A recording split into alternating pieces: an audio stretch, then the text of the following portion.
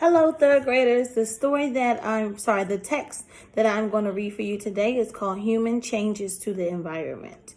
This is week 2, day 1, and day 2 of your packet. Paragraph 1. Every plant and animal in a natural ecosystem depends on other plants and animals for survival. For example, a butterfly depends on a flower's nectar for food. At the same time, a flower depends on butterflies and other insects to spread its pollen. Take a second before I continue reading. Underline the one most important sentence there. Press pause on the video and underline that sentence. Thanks for coming back. Second paragraph. Thousands of years ago, early humans were like all other living things in nature. They were just another part of the natural food chain. They hunted animals and gathered plants for food. They made shelters for clothing. They made shelters and clothing using the materials in their environment.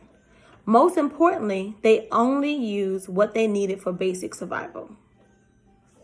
However, humans also had the ability to create and use technology. At first, they used simple technology like tools that they made of stone and wood. These tools made it easier to hunt and build and do other things for survival. At the end of this video, scholars, what I would like for you to do is I would like for you to look up hunters and gatherers. Go to the YouTube search box above, type in hunters and gatherers. I'll put those details in the description underneath this video, but I just want you to check it out. Look at how the humans used to live way before we had real houses and real technology like cell phones, and we have weapons. We don't have to make our weapons out of rock and sticks and things like that. Just check it out. It'll be something cool for you to do. Over time, technology improved. Humans learned to create and use machines instead of hunting animals. They learned to raise animals like cows and chickens for food. Instead of gathering nuts, berries, and roots, they learned to grow their own crops. So let's circle the word crops. In other words, humans learned to change and control some parts of nature to meet their needs. With technology, humans were able to change the environment.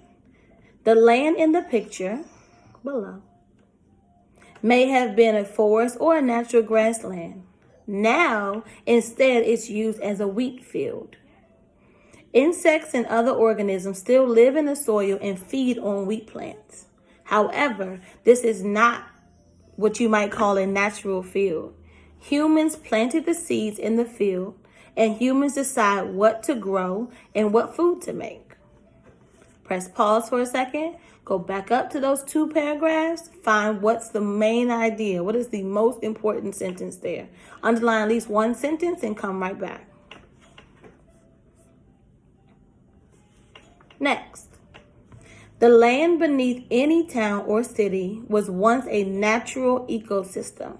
I'm going to read that again. The land beneath any town or city was once a natural ecosystem. Then humans came along and used technology to change the natural environment. There are some trees, grass, and flowers in every city, but they are only there because people want them there. Some animals like squirrels and birds also live in cities alongside humans.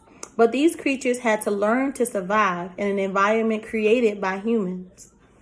Now, with all of our cities and technology, it's sometimes easy for us to forget about nature and their ecosystem. It's easy for us to think of nature as something we can visit, but not something that we are really a part of. The end.